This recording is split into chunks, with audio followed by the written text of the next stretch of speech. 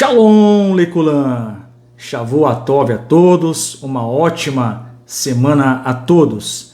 Hoje é dia 22 de fevereiro do ano de 2026. E no nosso calendário judaico, nós estamos no dia 5 de Adar do ano 5786, contando a partir da criação. Estamos aqui, queridos, mais uma vez no Compartilhando a Torá, e hoje passei aqui rapidamente para trazermos um comentário em cima de um texto que se encontra em 2 Samuel, capítulo de número 7, verso 12 em diante. Então quero fazer a leitura desse texto rapidamente, onde está escrito: quando teus dias se cumprirem e descansarem com teus pais, então farei levantar depois de ti o teu descendente, que procederá de ti, e estabelecerei o seu reino. É uma das verdades que nós aprendemos aqui em 2 Samuel, capítulo de número 7, é que as Escrituras, elas estão mostrando uma promessa ao rei David, que o seu reino ele iria ser firmado por meio dos seus descendentes. Então, por isso que está escrito em 2 Samuel, capítulo 7, verso 12: quando os teus dias se cumprirem, isto é, as Escrituras está falando para Davi que um dia ele vai descer à sepultura. Mas e o reinado de Davi? Será que continua? Se continua, como continua? O próprio versículo vai responder: e descansares com teus pais, então farei levantar depois de ti o teu descendente, que procederá de ti, e estabelecerei o seu reino. É bem verdade que as Escrituras está fazendo uma referência da continuidade da linhagem, da descendência do rei Davi por meio de Salomão. Porque o versículo 13 diz assim: e este edificará uma casa ao meu nome, e eu estabelecerei para sempre o trono do seu reino. Então é evidente que as Escrituras está mostrando a linhagem de Davi, a dinastia davídica, onde Davi é o rei, posteriormente Salomão, que virá das entranhas, virá do sangue de Davi, vai dar continuidade no seu reino, edificando, construindo o Beit HaMikdash, o templo. E é importante nós falarmos que dentro de uma visão judaica, o Mashiach, o Messias, ele precisa necessariamente, de acordo com as Escrituras Sagradas, ter um pai e ter uma mãe. Isto é, o Mashiach, que descende do rei Davi, passando pela linhagem do rei Salomão, necessariamente e obrigatoriamente ele precisa ter pais biológicos. Até porque, segue o racional comigo, quando nós lemos as Escrituras, por exemplo, livro de Bereshit, livro de Gênesis, capítulo 1, capítulo 2 e capítulo 3, onde a Torá mostra o processo da criação, inclusive a criação de Adão e Rava, de Adão e Eva. E se você reparar nos primeiros capítulos da Torá, você vai perceber o padrão de Deus para a criação. Hashem cria macho e fêmea, Hashem cria homem e mulher. E o que Hashem, o que Deus falou para Adão e Rava, para Adão e para Eva? Crescei, multiplicai-vos e povoai toda a terra. Isto é, como os descendentes de Adão e Eva iriam aparecer na face da terra? Evidente, seguindo o racional do texto, por meio de uma relação íntima entre o casal, Adão e Eva, iria gerar filhos, iriam povoar a terra. Essa é a lei. Esse é o racional da criação. Homem e mulher, macho e fêmea, se unem e geram descendentes e geram filhos. Pegando a Torá, esses primeiros capítulos do livro de Gênesis, nós podemos aplicar em 2 Samuel capítulo 7. O que Samuel, capítulo 7, 2 Samuel capítulo 7 está dizendo? O que as escrituras estão falando? Que Davi, o rei, ele vai descer à sepultura, verdade? Porém, as escrituras diz que depois dele, das entranhas dele, virá um outro rei que vai construir o templo, uma referência de Salomão. E esse Salomão, esse rei, ele vem das entranhas do rei David. E as escrituras continuam no versículo 14. Eu lhe serei por pai, e ele lhe será por filho. Se vier a transgredir, castigá-lo-ei com varas de homens e com açoites de filhos dos homens. Então as escrituras estão olhando já para o futuro e dizendo que se o descendente do rei David, que no caso aqui é o Salomão, que vai construir o templo, se ele se desviar da Torá, Hashem vai usar a justiça sobre ele. Mas olha que interessante. 2 Samuel capítulo 16. Porém, a tua casa, verso 16, e o teu reino serão firmados para sempre. Diante de ti, teu trono será estabelecido para sempre. Olha que interessante. O seu trono será estabelecido para sempre. Segundo todas estas palavras e conforme a toda esta visão, assim falou Natã a Davi. Bom, em resumo, vamos resumir aqui esses versículos. Nós recebemos muitas perguntas referente ao Mashiach dentro de uma visão judaica. E se você nunca fez um comparativo entre a visão judaica e a visão cristã, então hoje você vai ter a oportunidade de ouvir a visão judaica, de acordo com a Bíblia Sagrada, de acordo com as Escrituras, de acordo com a Torá Sagrada que foi dada no Monte Sinai, na presença de mais de milhões de pessoas. Então, dentro de uma visão judaica, pegando aqui o livro de Gênesis, capítulo 1 até o 3, onde a Torá nos mostra qual é o padrão de Deus para a criação. Eu quero que você pense comigo agora qual foi o padrão de Deus. Qual é o racional? Qual é a lógica da criação? Quando nós olhamos para a criação, nós vamos aprender Deus criando animais, macho e fêmea. Nós vamos ver dentro das Escrituras, dentro da Torá, Hashem criando homem e mulher. Aí vem a pergunta, e você vai entender o racional do porquê eu estou falando isso. Como os homens se multiplicam na face da terra de acordo com a Bíblia?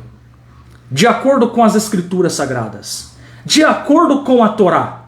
Para responder essa pergunta e não ficar nas minhas palavras, nós podemos ler o livro de Gênesis capítulo 2, onde o Eterno falou para Adão e Eva: vocês vão crescer, vocês vão multiplicar e vão povoar a terra. Respondendo novamente, como os filhos nascem por meio da relação de um homem e de uma mulher. Essa é a lei natural da criação, estabelecida por Deus. Então não tem como, fora desse contexto, nascer crianças. Embora a medicina está avançada, Mas eu estou falando aqui da forma ordinária, daquilo que é regra, daquilo que Deus determinou lá no livro de Gênesis. Então, homens, crianças nascem porque homem e mulher se relacionam. Gênesis capítulo 2. Trazendo essa verdade absoluta para as Escrituras, em 2 Samuel, capítulo 7, nós percebemos que Natã, ele está entregando um recado para o rei Davi, e o recado é bem objetivo, que Davi, ele vai descer à sepultura, mas depois dele virá um novo rei, e aí 2 Samuel capítulo 7 está se referindo a Salomão, e o Salomão vai construir o Beit HaMikdash, o templo, e as Escrituras dizem em 2 Samuel capítulo 7 que Deus vai permanecer o reino dele para sempre. Então surge a pergunta, Davi, o primeiro rei, ok, nós vimos aqui, é onde está sendo iniciado a profecia, Salomão vem depois, e as Escrituras diz que Deus vai estabelecer o trono dele para sempre. Ora, como que o trono vai ser edificado para sempre? Davi morreu, ok. Quem assume? Salomão. Salomão morre. Quem vai assumir? O filho de Salomão. Então o trono ele vai ser mantido pela descendência do rei Davi, passando por Salomão. Isto é, esses homens iriam se relacionar com a sua esposa e iriam gerar os descendentes, conforme está escrito lá no livro de Gênesis. Então, só por esse texto, por esse racional, usando Gênesis capítulo 2 e 2 Samuel capítulo 7, nós percebemos que há uma diferença gritante entre a visão judaica, bíblica, nas Escrituras, com a Santa Torá, em comparação com o cristianismo. Porque no cristianismo, o Mashiach deles nascem de uma virgem. Então repare que há uma diferença muito grande. O Mashiach que é desenhado no cristianismo não tem nada a ver com o Mashiach da Bíblia. Não tem nada a ver com o Mashiach de que escreveu os profetas.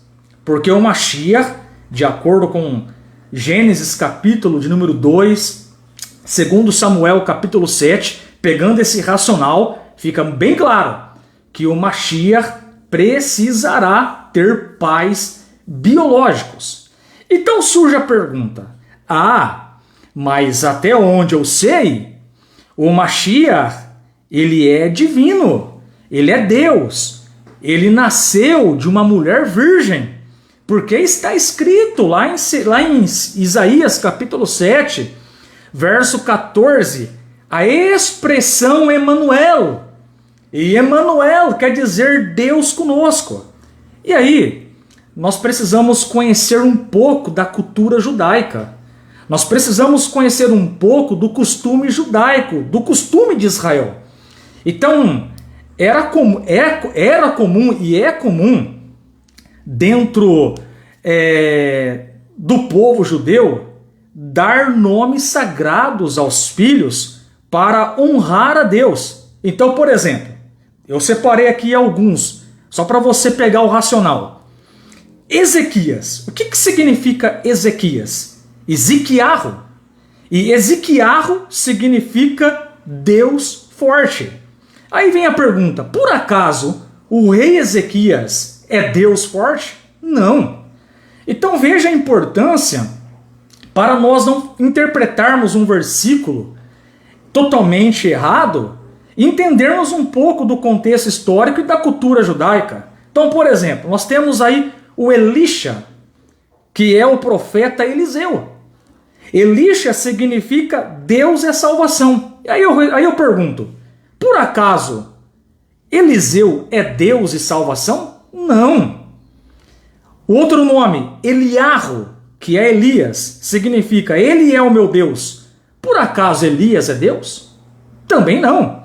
Então, quando nós temos esse entendimento, que era comum dar nomes sagrados aos filhos para honrar a Deus, nós derrubamos aquela teoria que, pelo fato de estar lá em Isaías 7,14, Emanuel, Deus conosco, é uma referência do Mashiach. E outro ponto, o Isaías 7,14, que fala de um menino, porque o contexto ali é de uma guerra, e o profeta Isaías, ele vai entregar um recado para o rei Acaz, para ele pedir um sinal, onde vai nascer uma criança de uma moça. E por que aquele menino de Isaías 7,14, ele não pode ser aplicado, como dizem aí os cristãos, na pessoa de Jesus? Porque aquele menino, ele viveu na época do rei Acaz. É isso mesmo. Você quer a prova disso? A prova está no versículo abaixo.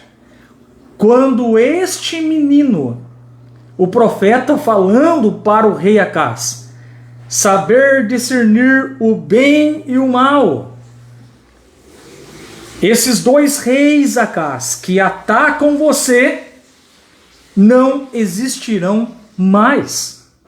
Ora, o sinal era para Acaz, que estava sendo bombardeado, atacado por dois reis, o rei da parte norte de Israel e o rei da Síria. Esses dois reis estavam bombardeando, atacando Acaz. Então o profeta Isaías só está dizendo para ele, olha, essa criança que vai nascer dessa moça, que no hebraico está ali Alma, que é moça, e não Betulá, que é virgem, está moça. Mas, independente da palavra, como nós podemos tirar a certeza que este menino de Isaías 7,14, primeiro, não é o Mashiach. Isso é um ponto. Isso é um ponto, porque o Mashiach não vai nascer de uma virgem, na visão judaica.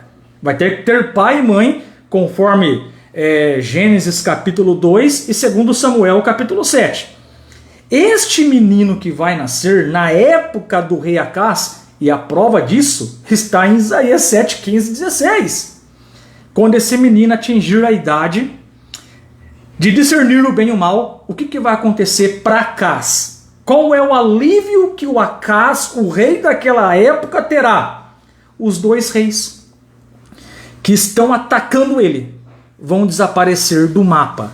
Prova isso. Prova Isaías 7, verso de número 15 e verso de número 16. E aí surge a pergunta, para fundamentar mais ainda a visão judaica, que Isaías 7,14 não tem nada a ver com o Messias. Veja bem, Isaías 7,16 fala da queda dos dois reis. E aonde se cumpriu essa profecia? Segundo Reis, capítulo de número 16, verso 1 até o verso 6. Se você quer encontrar onde se cumpriu Isaías 7, 14, 15 e 16, basta ler Segundo Reis, capítulo 16, verso 1 e 6. Lá está o cumprimento da profecia. Então essa é a diferença gritante de uma visão judaica para a visão cristã.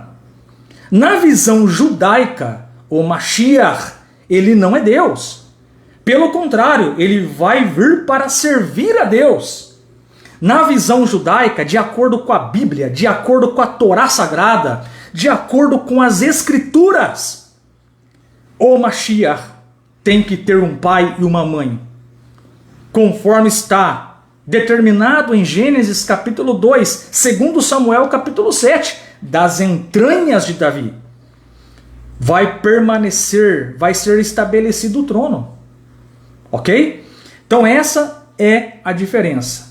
Então o descendente do rei Davi, que será o Mashiach, ele vai fazer algumas coisas que o Mashiach, entre aspas, do povo cristão, não conseguiu fazer. Segundo Samuel capítulo 7, mostra que o trono de David vai ser estabelecido. Agora, o que o Mashiach irá fazer? Lá em Ezequiel capítulo 37, está escrito, ele vai trazer o povo judeu para a terra, ele vai construir o Beit HaMikdash, o povo judeu vão voltar a guardar todos os mandamentos da Torá, e não vai vir um livro confuso por aí que fala, olha, a lei caducou, acabou tudo, não importa mais a lei acabou. Isso não é a visão judaica do Mashiach. Os sábios judeus, os comentaristas da Torá, o próprio Deus falou que a Torá não tem prazo de validade. Então como você vai acreditar num livro que anula a Torá? Coloca a Torá no sentido pejorativo, que a Torá é um livro que mostra só a sujeira, mas não limpa. E isso eu digo hoje com muita propriedade, que é uma ignorância.